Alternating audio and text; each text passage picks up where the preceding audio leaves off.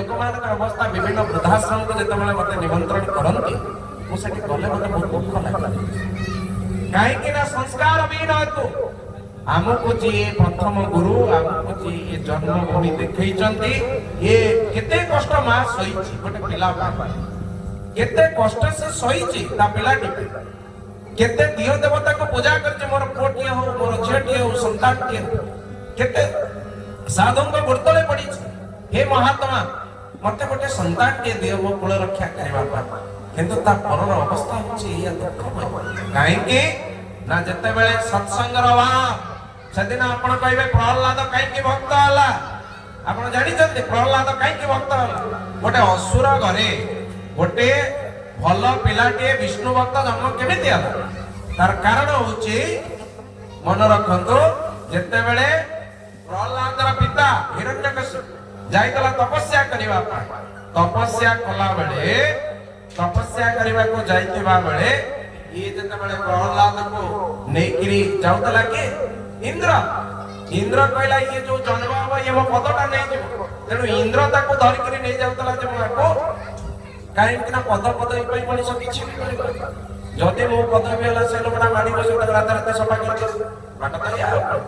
जने चक्कर आपण ऊपर उठिबो तेनु इंद्र रे ये अवस्था काले मो पद पळेबो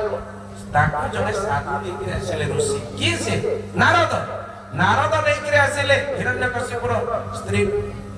आनी के धर्मपत्नी को आश्रम रे रखी जते बेले सत्संग सब दिन श्रवण करी करी मातृ गर्भ रे थिला बेले प्रहलाद शिखिथिला मातृ गर्भ रे थिबा समय रे प्रहलाद समस्त ज्ञान प्राप्त होइतला सेटा से असुर पुत्र मान को कहला कौन कहला बालके मोर बोल कर गोविंद मेल गोविंद नाम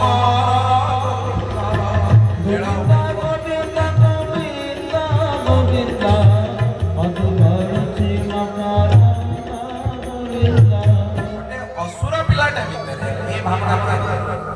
ये होचे हम मानकर ज्ञान तेणु आम लौकिक जगत रे जति बांधी थरे चिंता कले पिलाटार बुढ़ा पर्यटन आम जी भी बसी समस्ते दिने ना दिने जीवा कहीं रही ना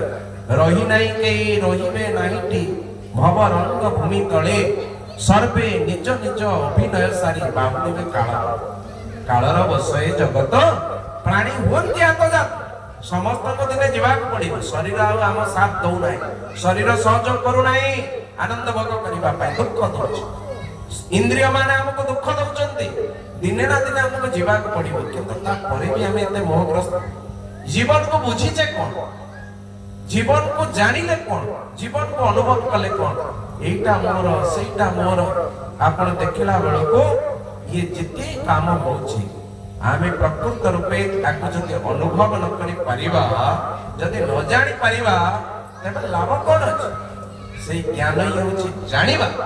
से जानिबा नै होची प्रकृत ज्ञान किछि नै किछि रहइबो नै आज पद अछि काली पद भी रहइबो नै आज धन अछि काली धन रहइबो नै आज शरीर भल अछि काली शरीर खराब हे आज मते पिला पचारुचंती काली पचारिबे नै आज मते बहुत सम्मान मिलुछि काली मिलिबो नै ये विभिन्न प्रकार कथा अछि।